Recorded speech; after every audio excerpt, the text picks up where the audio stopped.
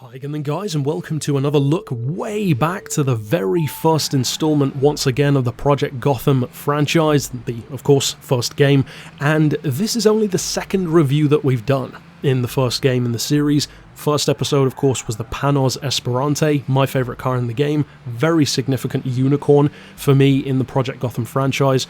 This one, for most people, is probably a lot more significant than the Pajamas, because it's actually one of the best cars in the game, and although Porsche was definitely phased out of Project Gotham over time, which is kind of a shame, it is a vehicle which surprises me that they didn't carry over at least to the second game, because if memory serves, I think they did carry over the Carrera GT, which is in this game as well.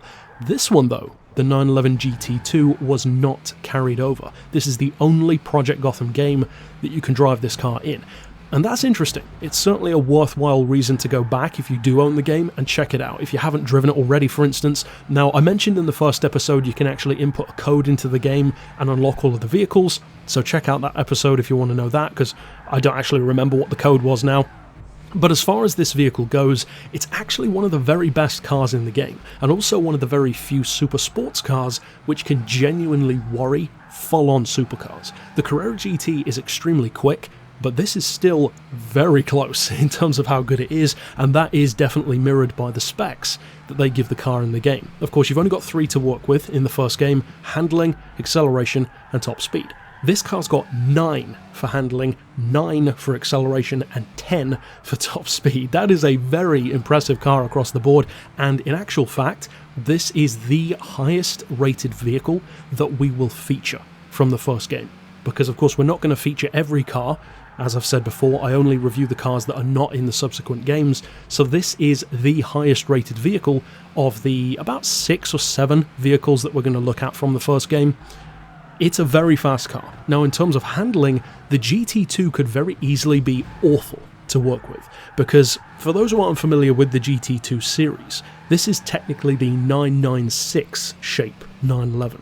Which is the early 2000s predominantly. I've always found it to be a very pretty car, and it's kind of similar to a lot of the roof models that you'll see in Gran Turismo, for instance, and a number of other game franchises as well.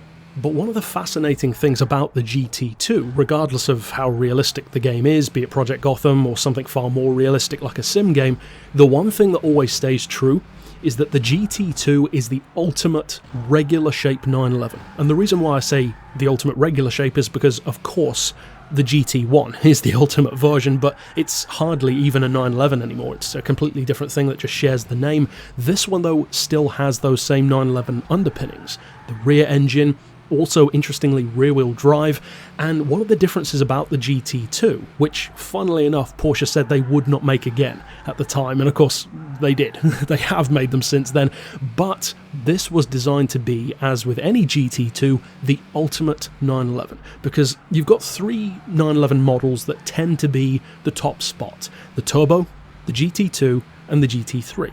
And then sometimes you get a variation of the GT3 like the GT3 RS, and more recently they've started to make even more like the GT2 RS, but back then that wasn't really a thing. It was just GT2, GT3, Turbo, and occasionally a GT3 RS. And those models, despite being based on the same 911 underneath, essentially the same underpinnings, they are totally different. Because the Turbo was always the car that kind of blended everything. It had good handling, tons of grip, quite a lot of luxury, but it was also extremely quick through corners and very fast in a straight line for both acceleration and top speed. It really was the all-round top of the tree. Then though, you have the GT3, not quite as powerful, generally rear-wheel drive instead of all-wheel drive, and surprisingly forgiving despite being a very track-focused vehicle, and that has pretty much stayed true through all of the GT3s. Then we get to the GT2 though. And the difference with the GT2 is that it aims to, in effect, combine what the GT3 and the Turbo can do into one model. So you've got, more often than not, even more power than the Turbo, but still that more rear-wheel drive, stripped-out, track-focused bias of a GT3, and the result is it's essentially the ultimate hardcore 911.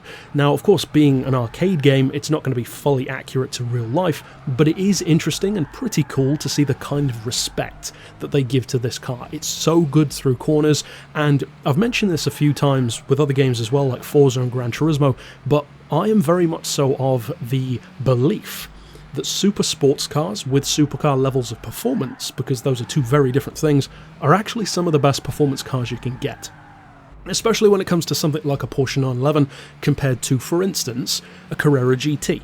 The Carrera GT is a more exotic vehicle. It's a full-on supercar, far more expensive, far more exclusive, and technically faster when it comes to this generation, and I certainly prefer the Carrera GT overall. It's probably my favourite Porsche.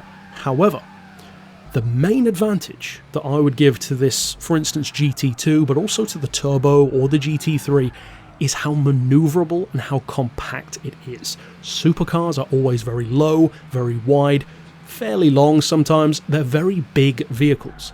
The 911 is not. It's very narrow, not particularly short or tall. It's kind of in a medium, and it's certainly not overly long. That proportional advantage allows you to really weave through traffic, bob through tight city streets far more efficiently than like a big, wide supercar can.